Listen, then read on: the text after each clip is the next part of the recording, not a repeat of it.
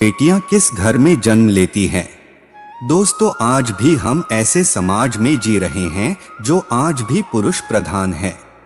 आज भी जब लड़की का जन्म होता है तो अधिकतर घरों में मायूसी छा जाती है। मित्रों, यह और कुछ नहीं बल्कि हम मनुष्यों की अज्ञानता है। लड़की का जन्म हर किसी के घर में नहीं होता, बल्कि उसी के घर होता है जो भाग्यशाली होते हैं और अपने अपने पुण्य कर्म अर्जित किए होते हैं।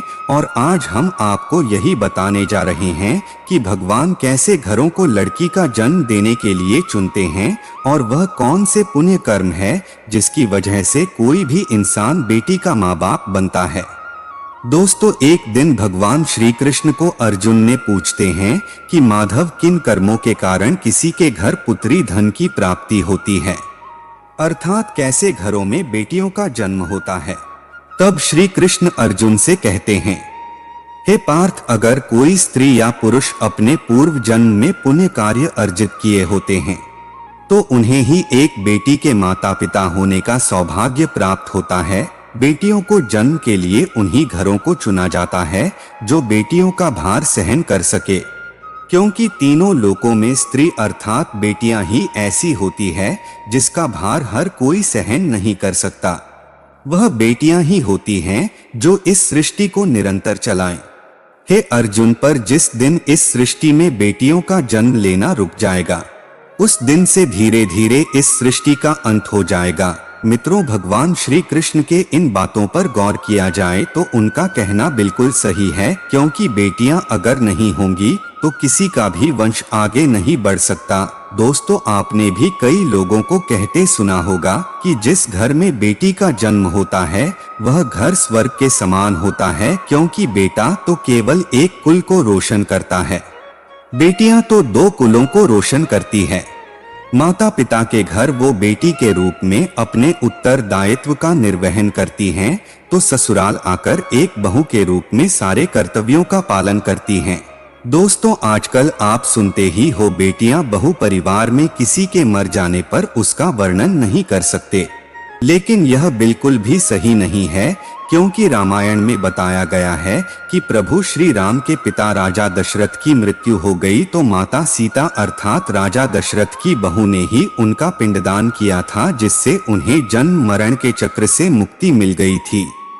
इतना ही नहीं, हिंदू धर्म शास्त्रों में बताया गया है कि बेटियां भी अपने पिता के नाम का पिंडदान कर सकती हैं। वही अगर ससुराल पक्ष में कोई पुरुष नहीं है तो इस स्थिति में बहू भी पिंडदान कर सकती है।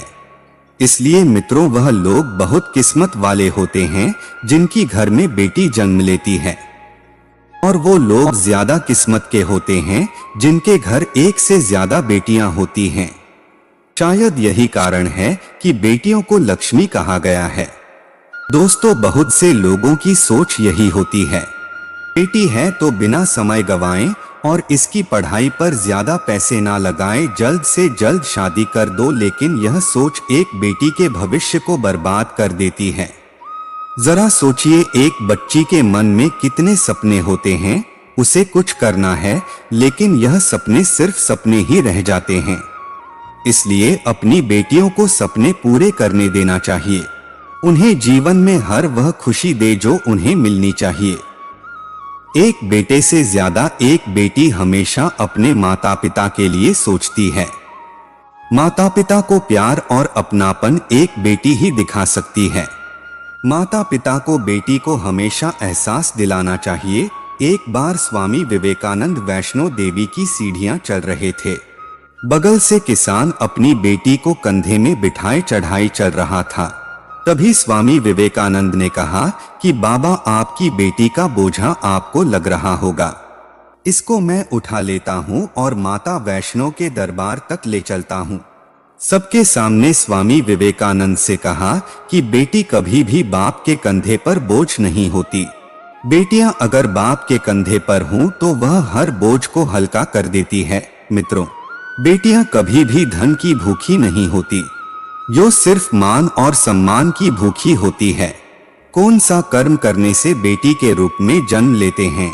अब सोचने वाली बात है कि कौन सी कर्म के बाद आप किसी के घर लड़की के रूप में जन्म लेते हैं। और उनके घर के लिए लक्ष्मी का रूप साबित होते हैं।